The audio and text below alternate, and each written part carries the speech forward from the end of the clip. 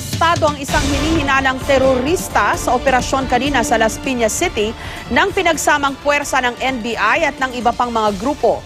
Huli sa akto si Pon Mansul Mohamad na gumagamit ng ipinagbabawal na gamot kasama ang 4 na iba pa. Nakuha sa kanya ang ilang armas at pinaniniwala ang pulbura na sangkap sa pampasabog.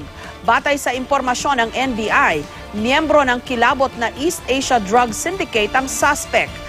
Nagbebenta di umano ang grupo ng iligal na droga para mapondohan ang mga rebeldeng grupo katulad ng Abu Sayyaf. Nangunguna rin ang suspect sa target list ng PDEA o ng Philippine Drug Enforcement Agency sa Region 9 at pang-5 sa buong bansa. There are several crime groups in Zamboanga City that he's also giving protection. In fact, may mga recent killings involving prominent people in Zamboanga wherein he is suspected to be also behind.